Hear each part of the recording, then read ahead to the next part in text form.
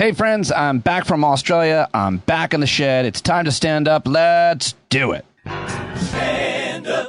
Yeah, we are off, and I am very happy to be back here joining you. I've got the great David Rothkopf on the program today. A wide-ranging, I think, fascinating discussion on a whole bunch of very important things. He's the guy I wanted to talk to when I got back to the shed and the podcast, and does not disappoint. As always, David Rothkopf coming up after the news. Couple quick announcements. Of course, this is show 900. Really excited to still be here in the shed producing this podcast, editing it, booking it, posting, promoting, obviously hosting, researching it daily. It is a lot of work, but I love this being my work. Cannot do it without you, the listener and subscriber. More on why that's so necessary in a second. But I'm going to take this opportunity of transition in my life and at this point in the year and the podcast to make some subtle changes, formatic changes basically around the show. So over the next few weeks and months, I'm going to have a new announcement about a podcast network that I'll be joining, hopefully in negotiations right now. Really excited to be joining them. Hopefully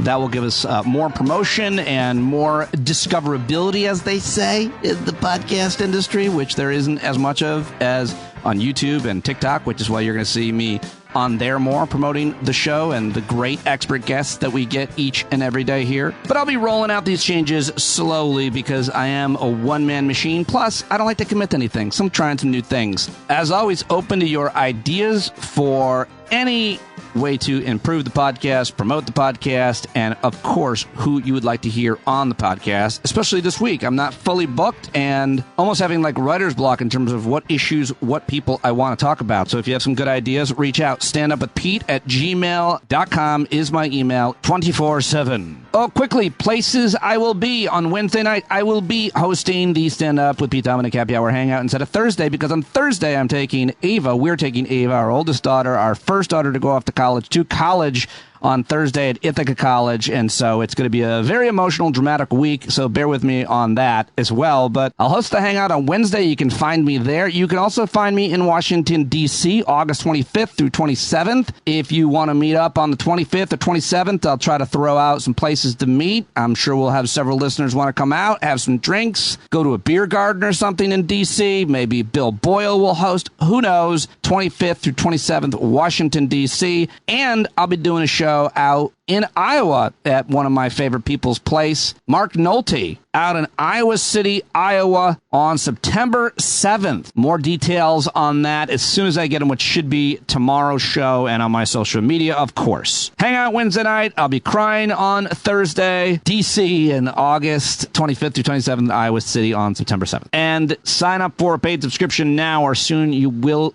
probably hear ads. I'm going to just start the warnings now that if I sign up for this new network, podcast network, the show will have ads unless you're a paid subscriber, where you can get the show emailed to you every day as soon as it comes out, just before midnight most nights, and you can listen to it ad-free. So sign up now. At some point in September, if I do sign this deal, and I think I will, I'll have ads back on the show. It's the only way to get the promotion needed to grow the program to get more paid subscriptions. Sorry to bore you with the details and business of hosting a podcast on an independent platform and as an independent creator, but that is the way it works. So sign up now to get the ad-free version, patreon.com/Pete Dominic. And thank you to all of those who have re-upped their subscription lately, edited their pledge higher, meaning you can pay more than the $5 minimum, or new subscribers. Welcome to you. Very much grateful to all of you for supporting this daily podcast. And if you so choose, becoming a member, an active member on either Discord, at our Hangouts, or in any other way of our stand-up community.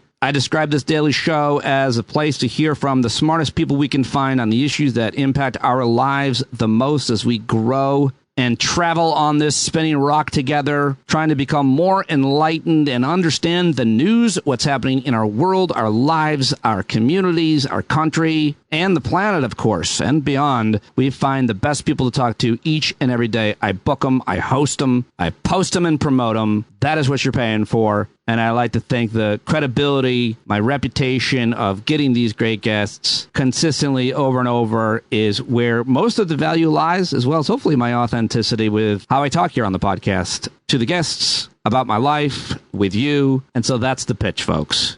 Though I do like to think that the production quality of the show is pretty good, pretty high end, pretty professional, except for the days when it isn't, and there is a fatal error, like a long pause or some weird sound effect or something else. But hey, that is the nature of doing business alone in your shed. I am a team of one, an independent journalist, creator, curious character of conviction. Sorry, I just wanted to do a little John Avlon alliteration. Hey, maybe I should reach out to John Avlon. It's been a long time since I had him on. All right, well, let's get to what I call the news. Monday through Thursday, I hope to still give you a 10-minute or so news recap, 5 to 7 stories generally, maybe a few more sometimes. Hopefully a few reactions and thoughts about those stories, all in about 10 to 15 minutes. And if you just want to get to the guests at the top of every show, I will do my best to remind you as to where the interview begins, so you can get to that. Today's conversation with David Rothkopf begins at 20 minutes, but I put a lot of work into this opening segment, so I hope that you'll listen and appreciate its value. These are the stories that I think are the most impactful and important, both domestic and maybe internationally as well. Let's start with big news on Friday that broke as a surprise that the Attorney General Merrick Garland, who is apparently so super safe and institutional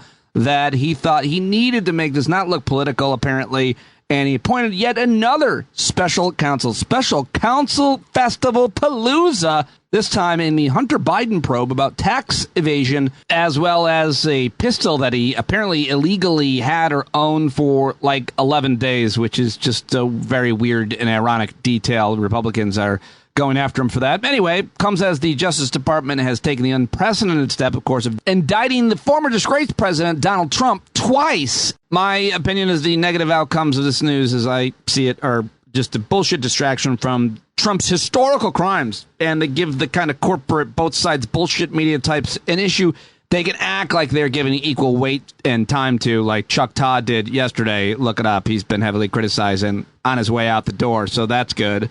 But the main details of the Hunter Biden case are that he traded on his father's name, something every one of us has done one way or another. My dad got me lots of jobs. They were exactly the highest pay or quality. They may put me in really dangerous and uncomfortable situations and positions, but that's not the issue here.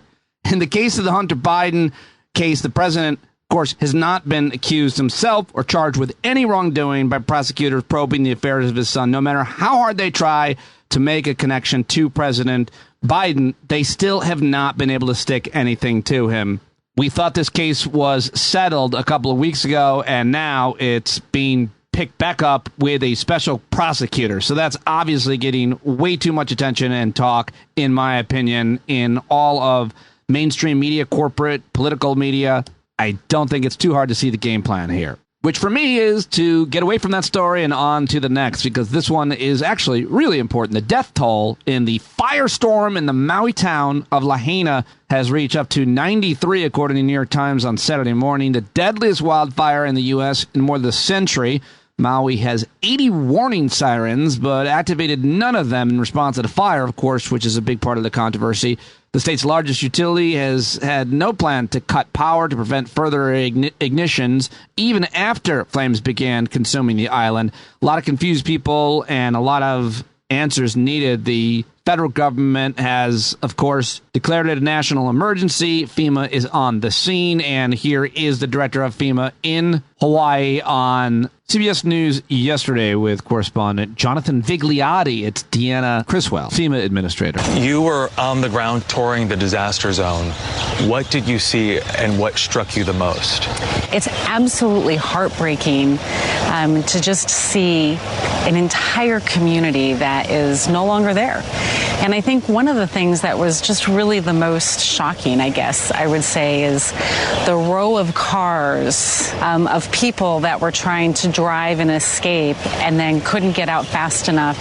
And these are the ones that ended up running or jumping into the water, and those cars just there. I mean, it was like a scene from an apocalyptic movie. All right, little audio from the FEMA director in Hawaii. And now let's go to an expert. He was on Democracy Now! On Friday. His name is Clay Trowernick, the University of Hawaii at Manoa. He is a tropical fire management specialist. And I thought this few minutes of insight was absolutely worth it, enlightening. I learned a lot, and so I wanted to share it with you via Democracy Now! But in terms of the climate or weather events that we've seen, we had the combination of the storm passing to the south and this high pressure system that really ramped up winds and lowered relative humidity over the course of a couple of days. And what's really important to understand is that those really rapid changes in weather can have huge effects on fire danger. But the reason that they're having the effects they are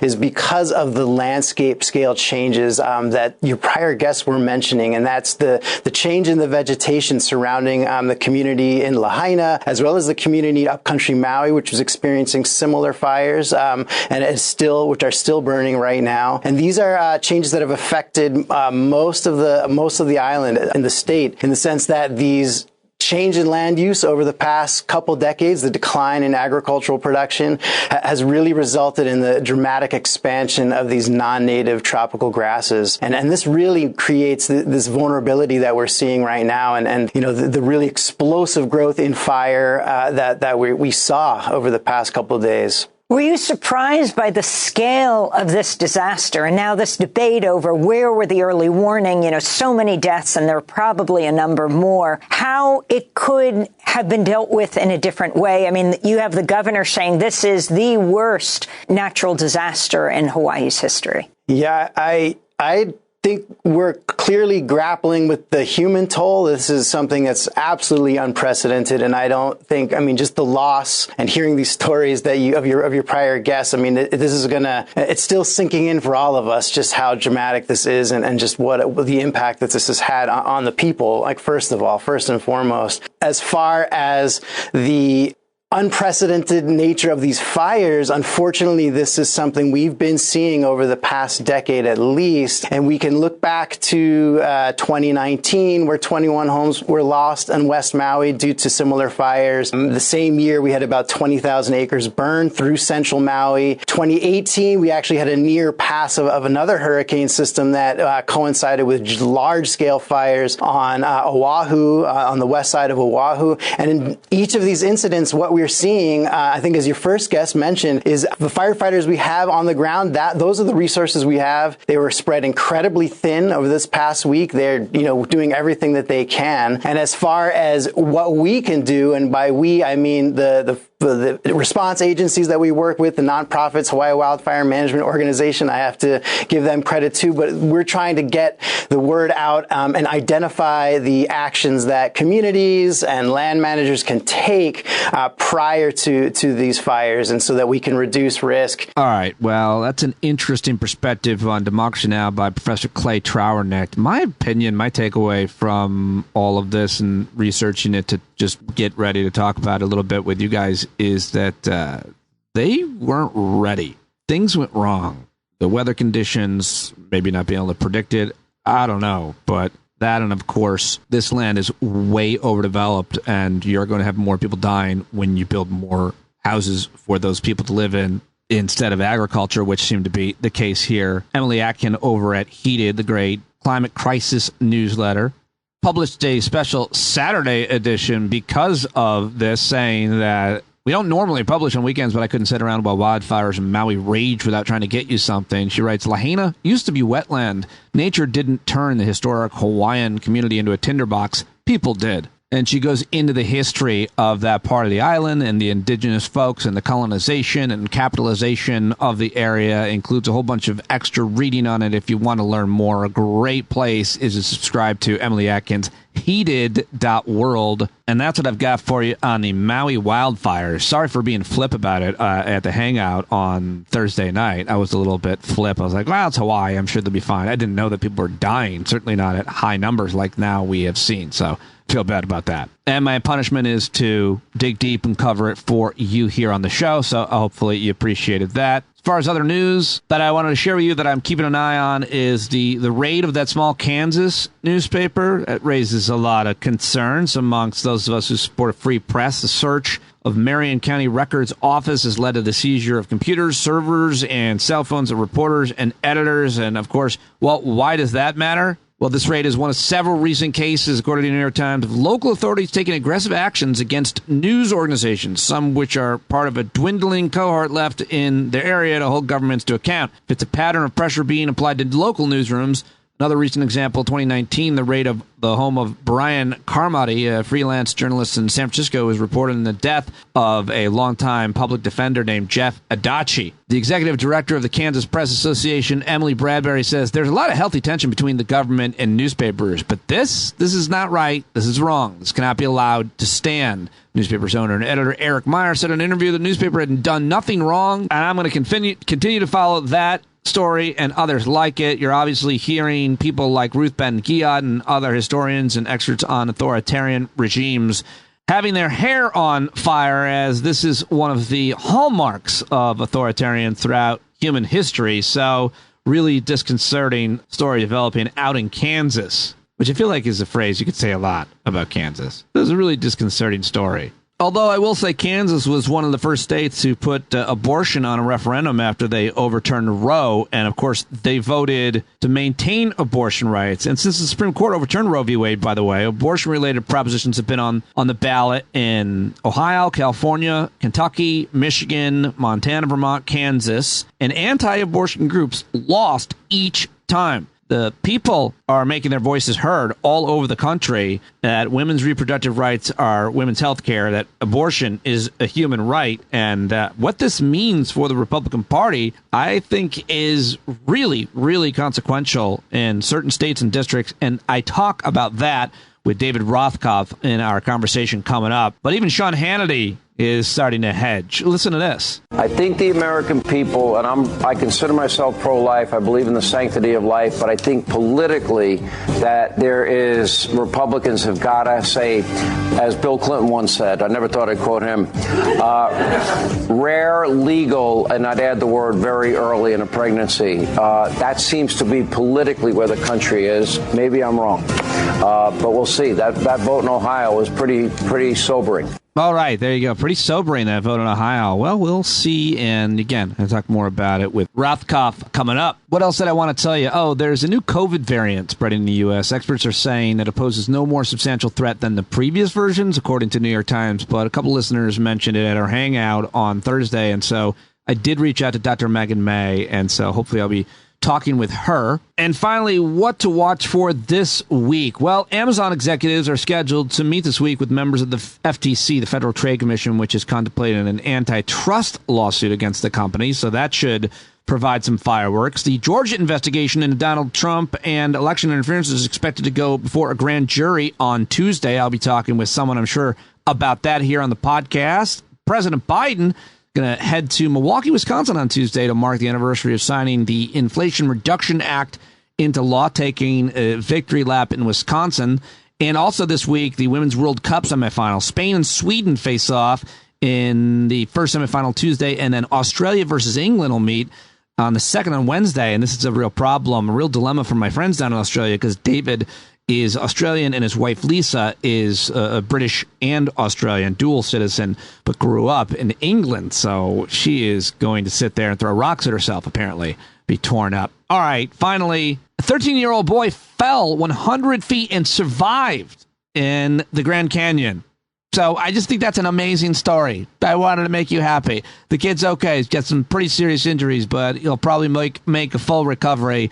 You can look into that story if you want, but I loved it. And now let's get to my conversation with today's guest, David Rothkopf, who's a columnist at the Daily Beast, a regular contributor there where he writes awesome articles. He's the host of Deep State Radio, which has a whole spate of podcasts that are really good. You should go subscribe to Deep State Radio. And he's the author of several books, including American Resistance, the inside story of how the deep state saved the nation. Of course, he has worked in government. In the Clinton administration, his wife is now working in some kind of a cultural position, advisory position in the Biden administration. And we had an awesome, almost hour-long conversation. We talked from the beginning about soccer and other games that aren't sports, which I thought was really, really funny. We had a little conversation. I wanted to talk with him about camp and why Jewish kids go to camp. And then he gave me a shocking story about what happened to him at camp. We talked about how a lot of conservatives now are basically think that Jesus is a woke liberal pussy. We talked about religion and blind faith, Earth 1 and 2. Judge Chuck-in on Trump case, January 6th. We also talked about why Republicans will continue to have a hard time getting elected in many districts and states, as I mentioned. Asked him about no labels. And we talked about saving democracy and why getting rid of Trump is not all we have to do to save democracy. How about that? I have notes, a preview, like a real podcast pro, a preview of the actual conversation that I had. You tape that after the conversation to entice the listener to want to listen more, I guess. I don't know. I love this first, 5-10 minutes. We were just having a really interesting conversation about things I wasn't planning to. And I just love talking to Rothkopf. Follow him on Twitter and all the social media, DJ Rothkopf. Let's do it right now. You on Twitter called for the firing of the women's coach, and it struck me as arrogance on your part. And every single choice he made in that game went badly. Everybody he sent into the game played badly. He didn't get the team prepared for it. He has always sucked, and it's time for him to go. He put Sonnet in after Lavelle got held back. Was a very wise decision. Well, Lavelle couldn't play. He put Sonnet, a veteran, in. She was good, but then during the game, put in Rapinoe. She was terrible. Put in Kelly O'Hara, whatever. The kick. She missed the kick. Yeah. Rapinoe missed the kick. Yep. And she took out Alex Morgan when she was finally getting some shots, on the goal. It was ridiculous. Who are you in any way? How are you in any way qualified to comment publicly on U.S. women's soccer? I am, like any other fan, and I will be very happy to comment to you on any sport. Oh, is that right? Yes, I defy you to find a sport about which I do not have an opinion up to and including cornhole. Well, it's great. Cornhole's a great thing to do. It's on television now. Cornhole is fucking ridiculous. Throwing a beanbag through a hole. And you know what I feel really strongly about? And I'd be happy to do my whole interview with you about this. Pickleball.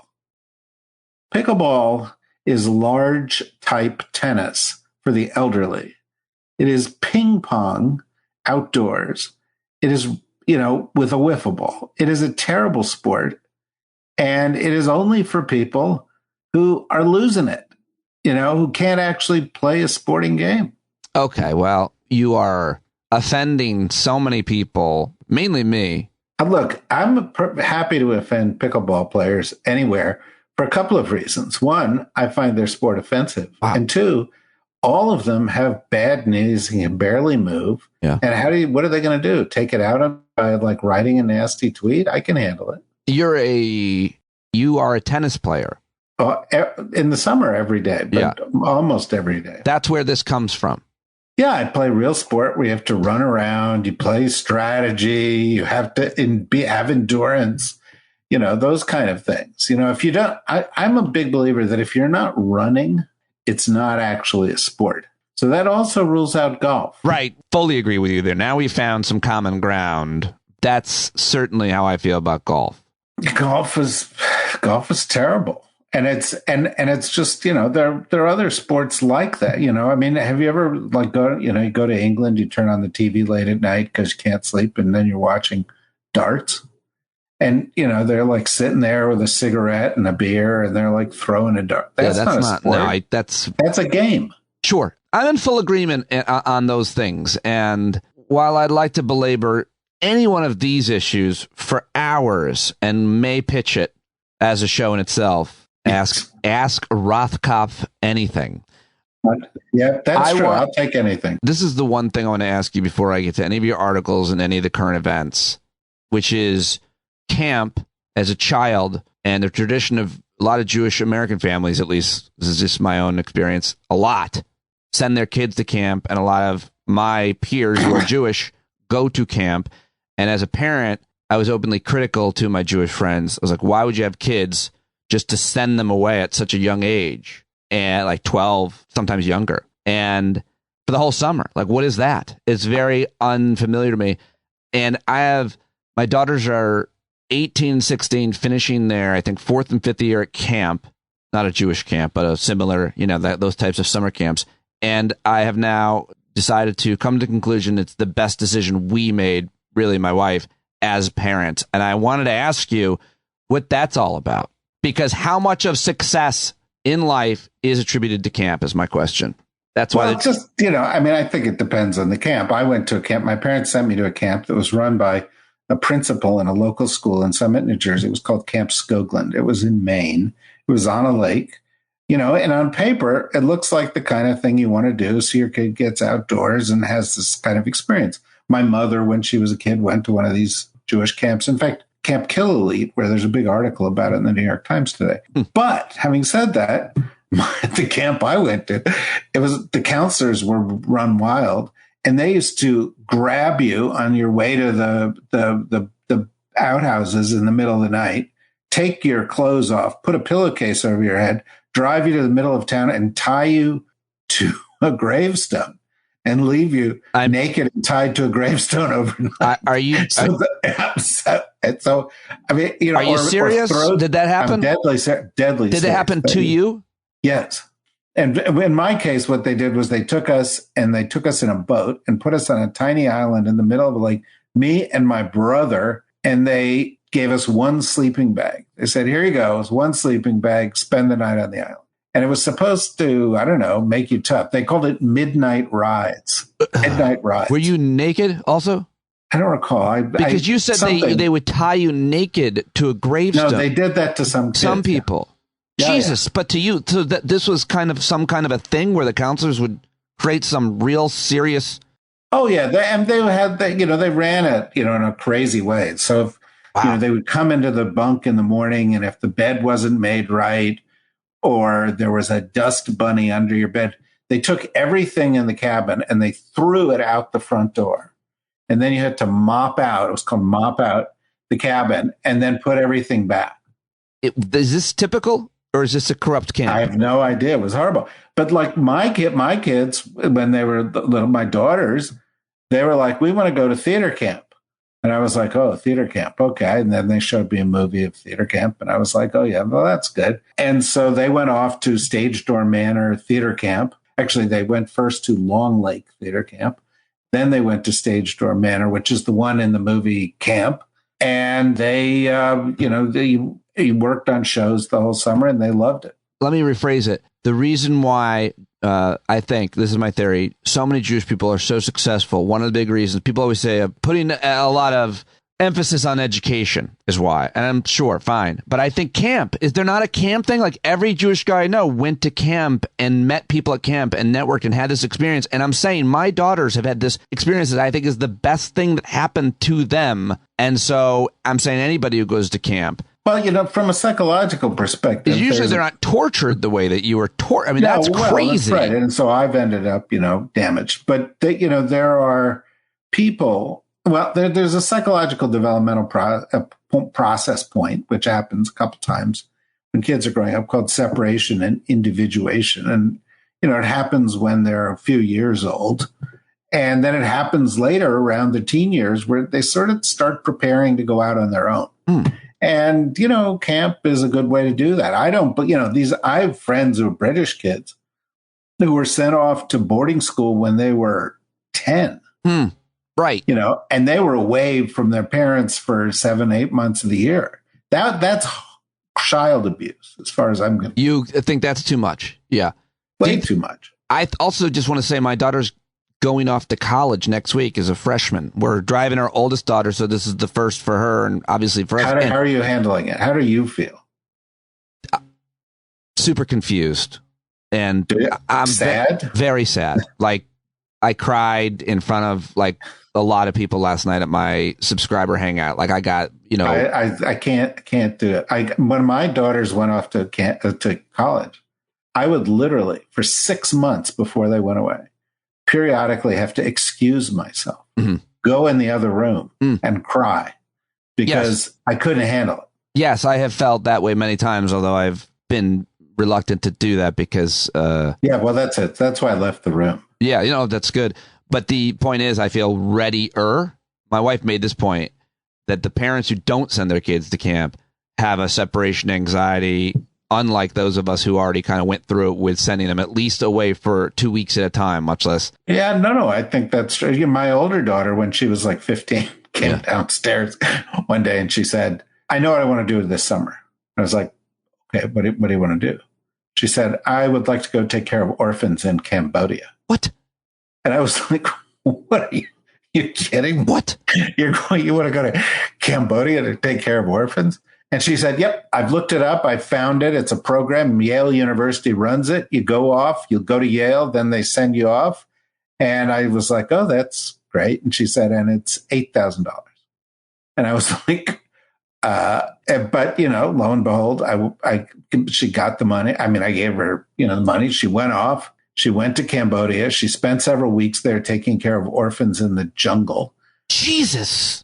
It was a spectacular experience for her, and it helped her get into college, although not in the way you would think, because she got dengue fever, came back with 106 fever, was in Yale New Haven Hospital. The Center for Disease Control was studying her because it was rare enough disease. And then she used that for her college as getting dengue fever as the. Wow, what a crazy story you just shared. Who sends their kid to a Cambodian jungle to take care of orphans? I don't know. Well, I felt since it was run by Yale and she went off and she had this, and they went to Angkor Wat and all this. What child walks in and says, I want to do this? Where did she get that? She went to a very liberal school in Washington called Georgetown Day School, private school in Washington. And that's the kind of thing the kids were doing. They're all going off doing crazy stuff like that. Wait, that is and I think that is a bit, that when you talk about inequity in our society, all of these kids, all of them, or 80% of them, were going off to some far-flung corner of the world while they were in high school.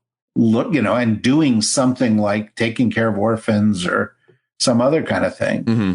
And that was ending up on their college application as, a big advantage. Yeah. So it's definitely, it's one thing to get rid of legacy, which we've talked about, or, that kind of thing, legacy admissions. But the things that separate, in our system that separate out richer or better off kids from other kids will remain, because the single best determinant of how you do in life is what? It's your zip code. It's your zip code. There's so much evidence on that. And it's what you're referring to is the divergence of opportunity, just opportunity. Your kid has that opportunity. My kid has this opportunity. That kid does not, just never even hears of that idea. Doesn't know it existed. I mean, I think that's another way to describe how we succeed in life. Like, I didn't know a thing was a thing until I got put in this position with these people, and I was able to take advantage of that opportunity. It's fascinating. And now I want to ask you about another issue that you haven't, I don't think, you haven't written an article about recently, but you certainly know a lot about and have written a lot about in the past, and that's religion, specifically these specific brand of American religion. People I want to get your take on, which is this week. I'm just falling back in. Here he is. Here he goes. I know where you're going. I know where you're going with I've just come back from Australia, and what I'm seeing and hearing is a lot about a riverboat brawl, which I'm mostly enjoying. But more importantly, perhaps than that, is with that folding chairs. It's just a great thing, and it's for so many memes. But that there's a certain now Christian, which I've heard about, Kristen Dumez, wrote her great book, Jesus and John Wayne, kind of about this militant bent of white evangelicals. But now what I'm hearing is that now a lot of them are coming to a point where they're like, Jesus himself was a liberal pussy. Enough with Jesus. Yeah. Yeah. It's like, it's a parody, right? And there's an article, I think, in the New Republic where they interview the editor of Christianity Today, and the editor of Christianity Today goes and says, that there are in these kind of evangelical churches a growing movement that, Jesus was too woke. Jesus cared too much about other people. That pastors will go and talk about the golden rule, and then they'll come up to him afterwards and say, who gave you these liberal talking points? And, it's like taking Jesus out of Christianity and putting in, Trump or something. It's Trumpianity, and it's crazy, I'm super skeptical about religion, generally speaking, organized religion. Right. I believe, you want to have a personal relationship with God. That's great. But man-made religions cause a lot of trouble. And, you see this here with this kind of evangelical lunacy where it's like, oh, yeah, no, I'm a Christian and I'll kill you if you're not a Christian, but I'm not so sure I like this Christ. This Christ. And that's the point. It's like they've replaced him with a militant Christ, a Christ that was born in, I think, Missouri, and he has bullet belts across his chest. Well, but I mean, it's not that they've replaced him with, Plan B. They've replaced him with the opposite of him. The whole point of his message was he's white. Care about other people, the golden rule, et cetera, et cetera. It was not to be like all the brutal people in the society around him, right? And they're saying, no, I think I'd like it to be more Christianity, but I want it to be centered around Pontius Pilate. It's different. It's like getting the story wrong, I'm going to do the movie of Bambi, but from the point of view of the hunter that kills her mother. Different, but it's still called Bambi. I think that's the important thing. Right. And if you come at me for being Christian, or if you're not Christian, then I'm gonna hate you. Well, that's what we've seen playing out, and so many of us have tried to pigeonhole or corner the MAGA and say, you're a Christian, right? Yeah. Then why do you support a man who behaves this way, kind of thing? Or then you realize, well, they behave. Well, they don't like those awkward questions. They just don't like them. And I see manifestations. They want to believe what they want to believe, regardless of facts, ethics, ideology, morality. And what they take from religion is blind faith, but they don't take any of the values that go along with it. And if from my point of view, if somebody professes a faith because it helps them to be a better person or it helps society to be better, that's a good thing. Yeah. But in this case, it's the opposite.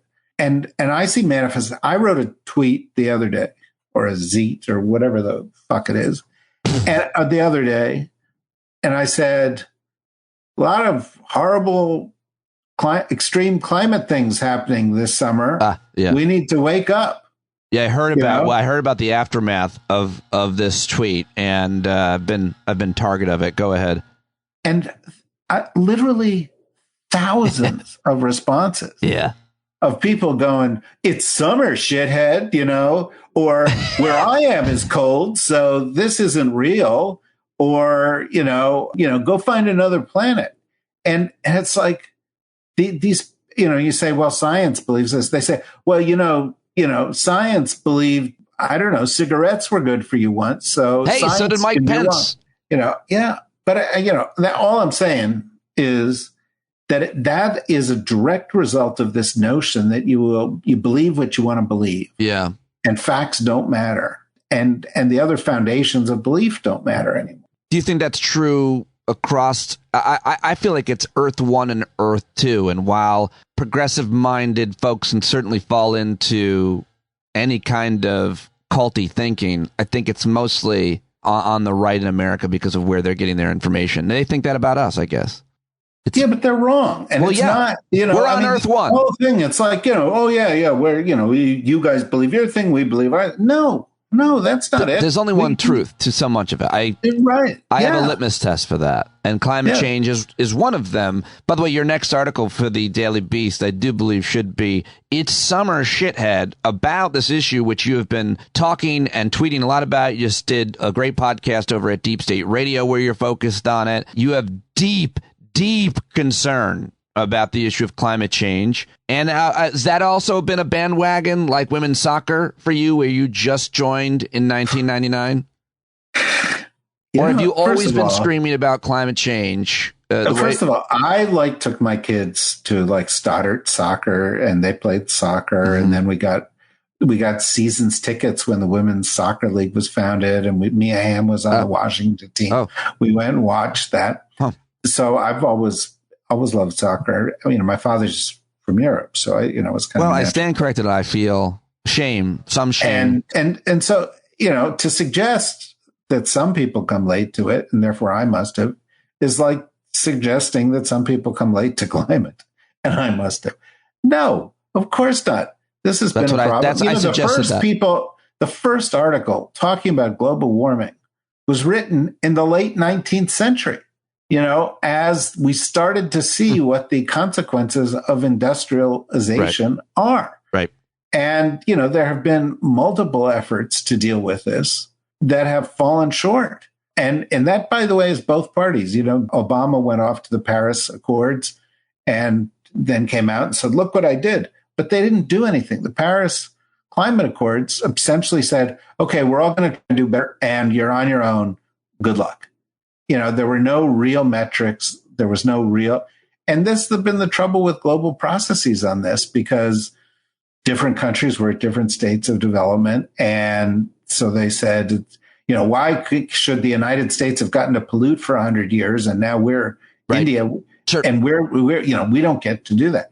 And there is some degree of merit to it. But in any event, we've screwed it up. This is the big one. It's bigger than any other issue. And we're now at the point where the warming is crossing thresholds that we said would be irreversible and damaging. And you're seeing ocean currents that made parts of the world habitable disappear. You're seeing weather patterns that made parts of the world habitable disappear. It was the heat index was 150 degrees in parts of Iran. Human beings can't actually survive in that. Yeah. You had people in Phoenix go for with the 40 days or something with temperatures over 110, and they would run across the street, idiots, but nonetheless would run across the street barefoot. 3 people died in Phoenix from the. Why were they running barefoot, as a game? I don't know. I mean, who knows what it was, but they died. They died. Those people that. Oh, Jesus Christ! People, and old people, sure. Are dying and so forth, and it's it's not going to get better. And we talked about it offline before, but fires in Sicily, fires in Greece, fires in Canada. This past week, this horrible disaster in Maui, and I don't think we've fully, have any. I mean, now there are 53 dead now, but there are 1,000 people missing. An entire town, Lahaina, just gone. And the waters off of Florida, the 90 plus degrees, waters off of Texas, coral reefs are dying, pods of whales just washing themselves up on the beach. We're going to have to take a break, folks, for some happy news. I'll put in an ad there or something to break up this horror show that you're this litany, and you're doing. Right. Well, you're doing a great job articulating what is happening, and I feel like we have to ask what can be done. And I think you're focused mostly on the policy world, but also in innovation. Well, everybody can do something, right? Don't eat so much beef because that's really damaging to the environment. Drive a car that is not maximally damaging to the environment. Don't use appliances in a way that's individual damaging to the environment. People say individual behaviors, aren't going to make enough of a difference. And while I agree with that and have solar panels first on my street, had an electric car in 2010, first of anybody I knew, but I still, eat too much meat. I feel like we have to have policy.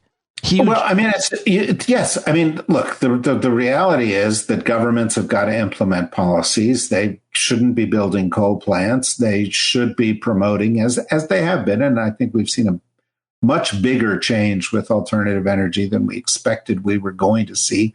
Adoption of solar, adoption of wind, breakthroughs in things like wave technology, breakthroughs in terms of electric powered vehicles and so forth that nobody expected that we would be at now. I mean, the reality is 5-10 years ago, if I told you, that the U.S. government would set a goal that by 2030 or 35 or whatever it is, we're not going to sell gas powered cars anymore, would say that's wildly, optimistic. But, we're doing that. Other countries are doing that. But we've got to do more. And I think having certain kind of awareness about this helps because it has to be a political movement. I would tell you the interesting thing, though, I bet it's not an issue for your daughters. I mean, in the sense of they believe this stuff internally. People who are under the age of 30 recognize that they have to do something. It's not an issue. Yeah. I mean, in terms of something that they debate. Yeah. No, I'm just saying by and large, younger audiences that I've spoke to say, yeah, of course. Well, my daughters are, I will say, radicalized in their beliefs about that by my constant, everything. I mean, that's one of my core things, but that doesn't necessarily, I worry it doesn't necessarily change the way that they, live their lives. I'm not sure. I think they'll be sustainable citizens. They have been so far, but I worry about their generation making some of the same mistakes. If that's what I mean, I think if we don't have policy in terms of specifically investment in and disinvestment in, investment in good and disinvestment in bad, then to me, we're not making rapid enough change. Right. Well, and if we need to devote resources to it. One of the things we talked about on the podcast that I did the other day with 3 leading experts on this. Yeah, it's really good. Was that there are global meetings on this, and they talk about how do we help poorer countries finance better policies. And people are not writing the checks. The rich countries are not writing the checks on this. And, I think we have to, I think we have to change our focus on this. We have to, we don't mind spending $800 billion a year on national security. This is national security. I've always made this argument. I've made the same one about healthcare. If you're more worried about a terrorist attack than a heart attack, you've been duped. And I feel like you could substitute climate for that. This is national security in so many different ways. I mean, if you want to complain about even migration patterns at the border, I mean, then. Oh, yeah. Well, you're absolutely right on healthcare. The next time there's a big pandemic and the leading cause of bankruptcy in the U.S. is healthcare costs. Yeah. And people do not seek treatment because of the costs involved, or they're unable to get treatment because we don't have even healthcare system community to community. We'll see millions and millions and millions of people dead, more than we would see dead in a war. It is national security. I was in Australia. My friend's 8-year-old daughter fell off her bike and hurt her finger. They went right to the hospital. I was like, wait, what are you doing? It's maybe wait it out. Like, see if, she wakes up, if it's swollen, maybe put a splint on it for a week, then maybe consider taking her to the hospital. His wife fell when she was running, hurt her wrist, jumped right in an ambulance. I'm like, what are you doing? What are you thinking? That's going to cost, take a car. She's not bleeding out. You don't need an ambulance. And then they explained to me that cost was not a concern to them because they pay for it in their taxes, I guess. Like every developed country they in the world. They behaved completely differently. They they made different decisions than we have to make, like in a split second. Every other OECD country has healthcare as a right. Yep.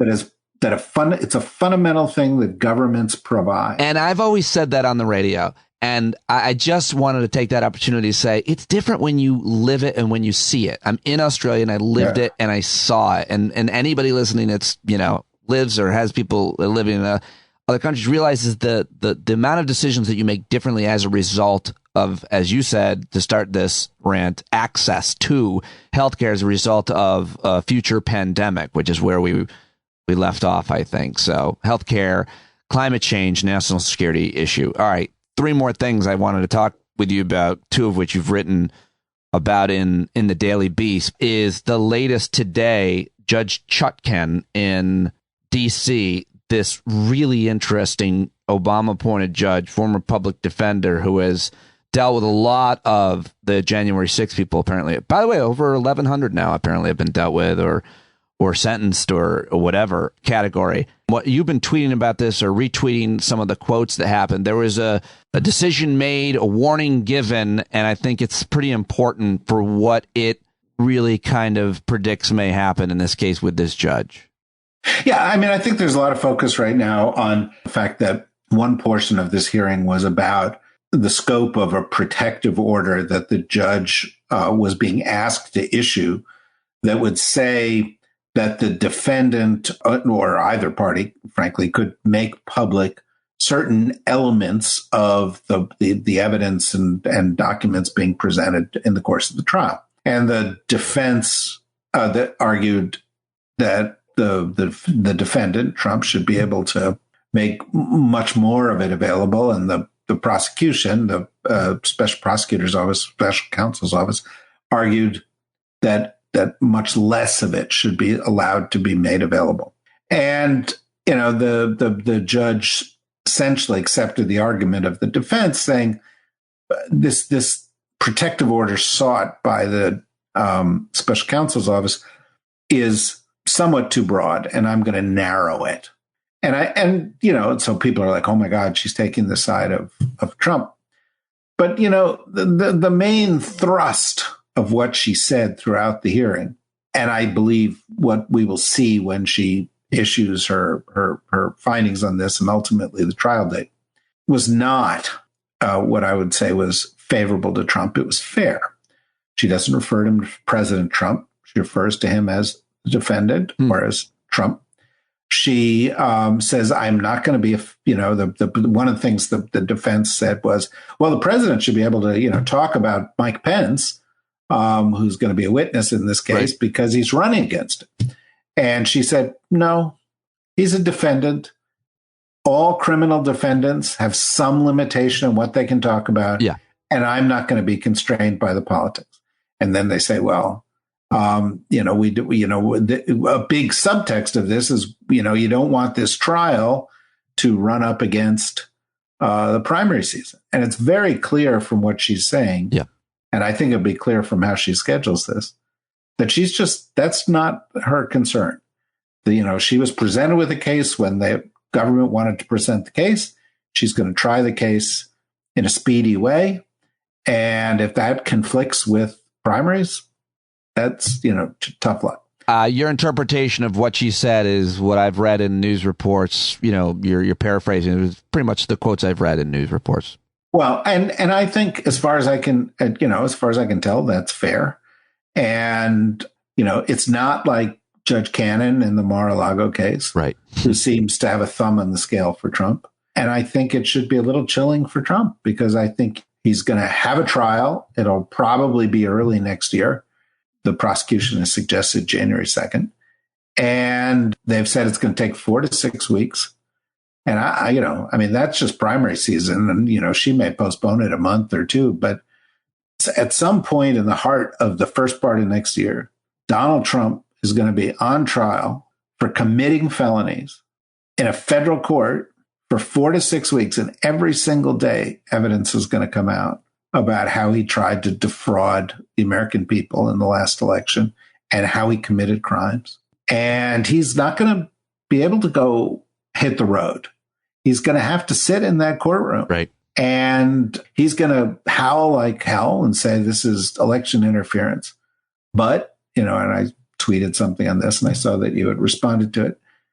If you don't want the court to, tie you up and make it hard to get on the campaign trail, don't commit the crimes. Yes, I said I will take that advice because it seems pretty self-evident. But what you're saying is that for 3 to 4 weeks, sometime next year at the height of the campaign season, he's going to be on trial and all this information is going to come out. And do you think, should we expect that it will be crazy new blockbuster information like audio recordings or DMs in his tweets that we apparently found out that the special counsel got access to?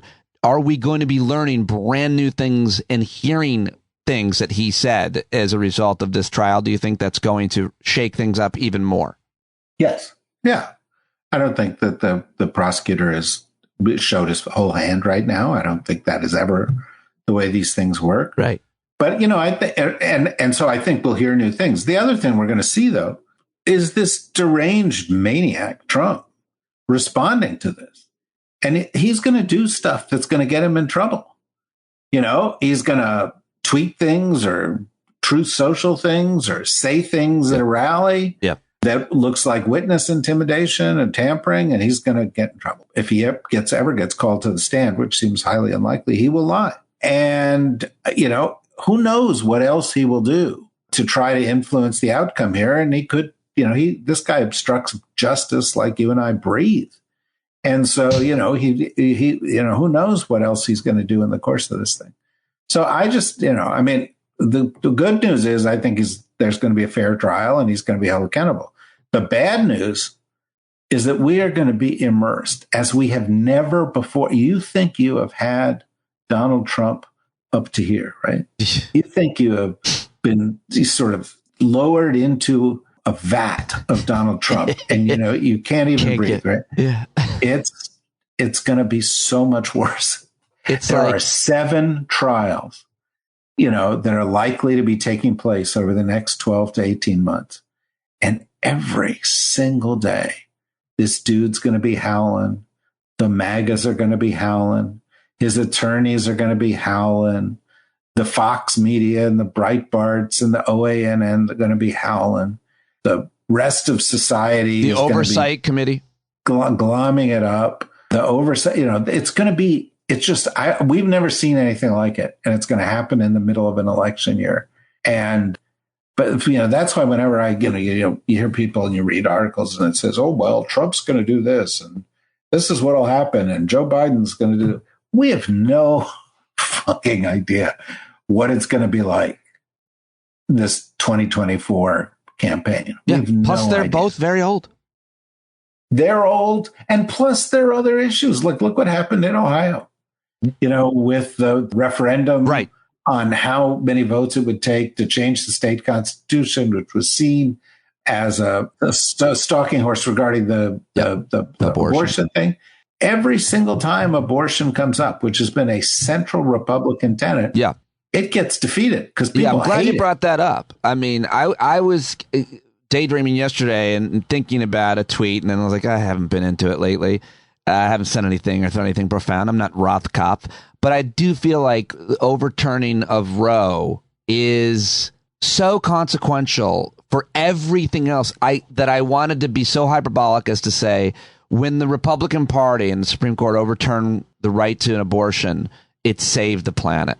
Because Republicans are going to have much harder time getting elected as a result of that thing. So all the other things that they want to do. Yeah, same. Gun control will follow that. You think? Well, I'm just saying it will change who gets elected, as you're saying. I think Roe, I saw some people talking about this on the Twitter or one of these sites. I think it was Heather Cox Richardson, the great historian and commentator.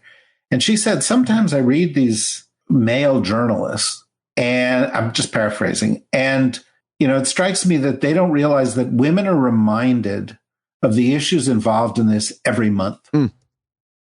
That they don't realize how personal this is to each and every woman out there. And it's true. It's true. And, I think on top of that, most of them can see that, the MAGA message, this, insanity about, what they want to control in education. They want to get rid of gender education.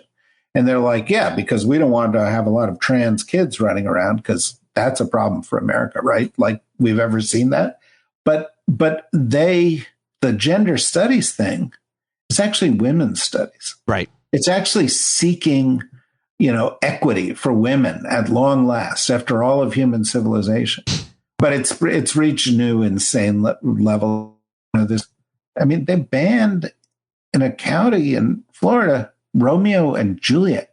They banned in Indiana their native son, John Green, The Fault in Our Stars, which is one of the most important books for adolescents, translated into all of the languages across the planet, about a kid with cancer. And it's, in his state, in his town, in his library, they banned the book that the fucking most famous author living. Well, yeah, okay. But let me just, equal your outrage with Shakespeare. How do you Well, I support that. No, I support that. That I support. How do you teach English without easily teaching Shakespeare? You just focus on Mark Twain and other recent American authors. I don't even know why. Was there sexual innuendo in the Shakespeare? It's hard to know why they banned the books they banned. You're like, wait, what? It's because it's about Romeo and Juliet's about teen sex. Oh, that's why. Yeah, it is. There's too much sexuality, right, in this thing. Star-crossed lovers. Yeah, but they banned Justice Sotomayor's autobiography or children's books she's written because it's too woke. But we're saying that all of these issues, from what they've decided on women's healthcare and reproductive rights to guns to the book bans, they've gone so far that it's going to be hard for them. What is the conclusion of the kind of opinion? The conclusion of all of that is, I think next year, Democrats will not just win. I think they will win by a lot. In places where the districts have been so gerrymandered, there's not a Democrat really even running, or do you think? Well, it's like the last time around we saw Georgia go from red to blue. What's next? Texas? Maybe. Ohio? Maybe. I think the last time Joe Biden got 7-8 million votes more than Trump, I think he can dramatically increase that. I think the Democrats will take back the House. And I think there's a better than even chance they will increase their margin in the Senate. What about no labels? Go ahead. No labels is a scam. It's promoted by Republicans. I mean, for Republican money, under the, sort of seemingly benign idea that both political parties are not producing great candidates, so we need another one. It can't win. The only thing it can do is reduce the number of votes that Joe Biden gets. And you have to go back and look at the origins of the people who started no labels. And I know this because I was there. I was in the Clinton administration. Yeah. We were all about third way and New Democrats. I knew the people who started no labels, Mark Penn and his wife, Nancy Jacobson. I went to some of the original meetings because the idea was, let's bring people together. Let's have a bigger coalition. But subsequent to that, Mark Penn got kicked off a couple of Democratic campaigns, and both Hillary Clinton and Barack Obama got alienated, went all Trumpy, and it's all about the bitter petulance of an egomaniac. And the amount of money that sloshes around. And, well, the Republicans have just hopped on it. Yeah. And said, yeah, okay, we'll write you a bunch of checks because, we saw what happened in 2016 when, these kind of crazy third-party Susan Sarandon-backed candidates picked up a few million votes that tipped the scales. Yeah, well, that's in states like Michigan and so forth, and led to Donald Trump being What president. is your level of concern with no labels, Joe Manchin being the nominee or whoever else? What is your level of concern of what that would do? It would be it would be devastating. You think it would be bad? Yeah, because I think it'll eat into the Biden margin. And, we do, unfortunately, live in a country where we have this insane electoral college system. Yeah. And that's not going to change. How does that factor into your calculation of what you just said earlier, that you think Democrats will win big as a result of the conversation we're having about the Republican extremism? Democrats could win big if they harness the anger over Republican extremism and the disgust with Donald Trump as a candidate, if he is in fact the candidate. Agreed.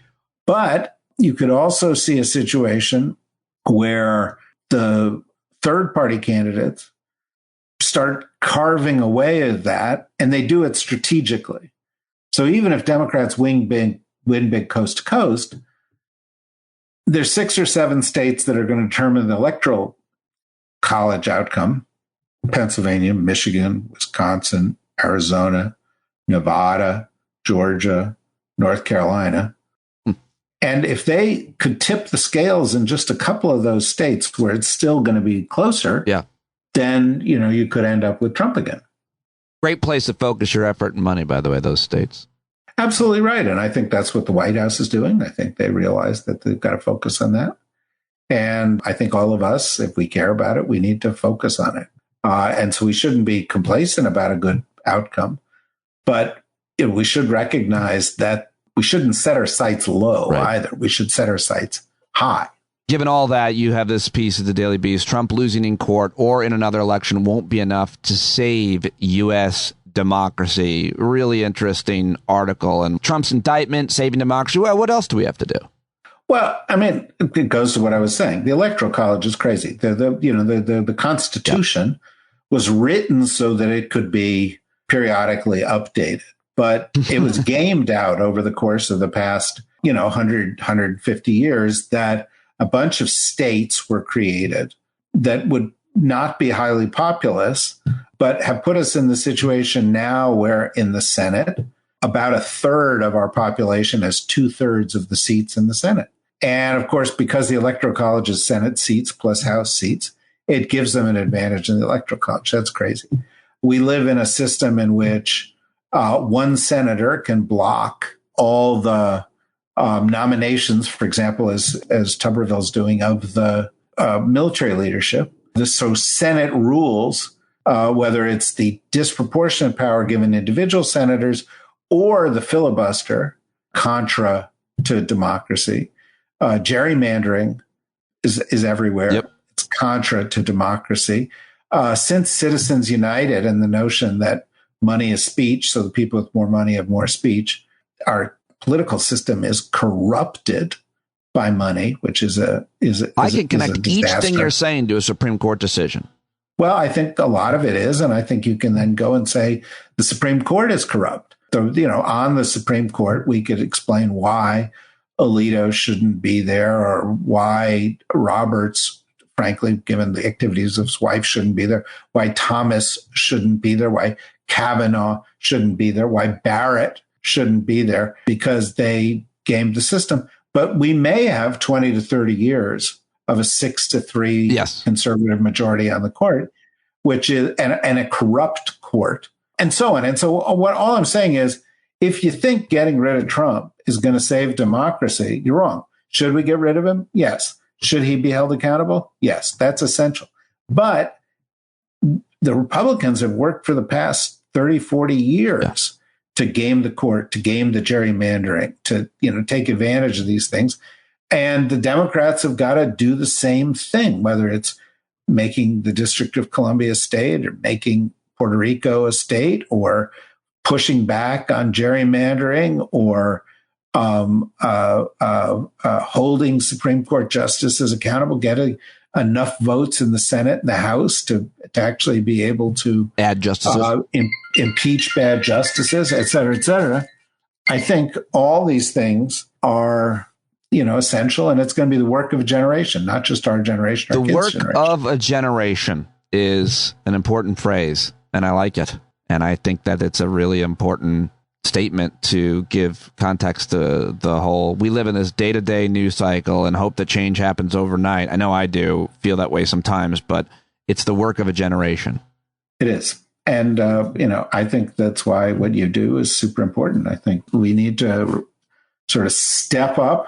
Well, I wonder about realize we got to put our shoulder to the wheel on this. I think I was raised to think about my role in this generation, like what we get wrong and what we get right, whether it is as parents or as citizens or as just human beings. Appreciate everything you said today, as always. When I came back, I was like, who do I want to talk to the most, who can give me a broad context on a lot of different things? It was you. It's so often you. I am super grateful to have you, and I know my audience is too, whenever you're able to join us. So appreciated.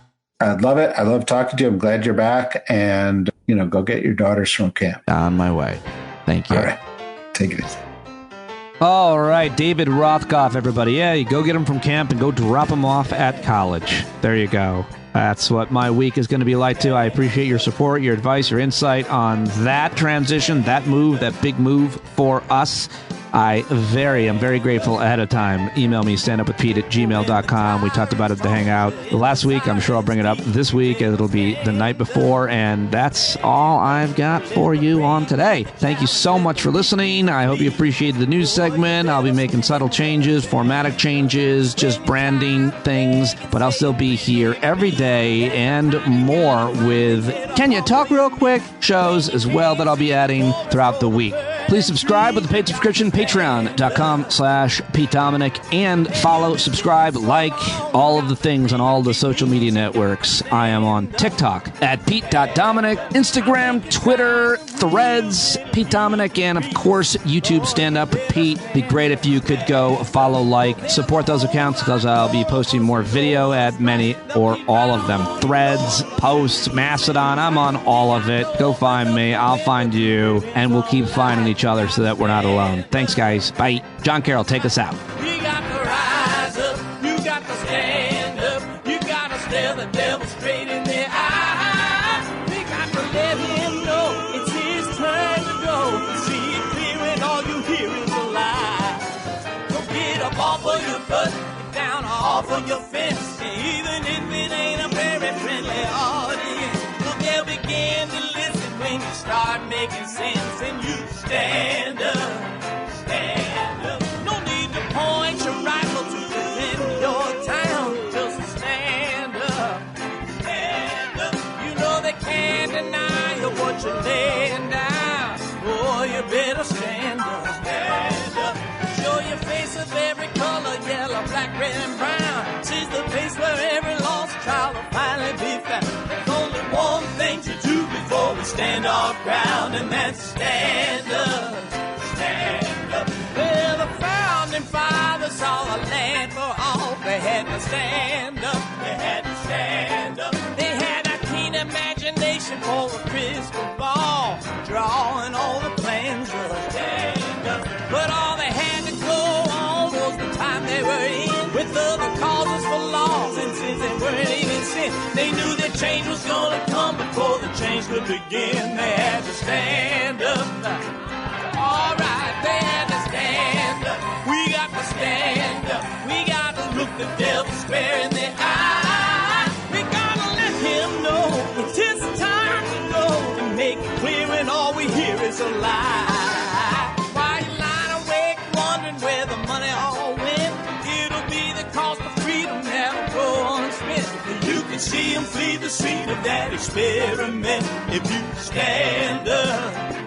All right, we got to speak up, we got to reach up and raise your voice in every way you know how. Don't be toes up, you got to show up. Ain't no better time to do it but now. No need to pledge allegiance to no wanton tribe. Rise up, show obedience to the voice inside, and listen well and it'll tell you not to run and hide. It says stand up.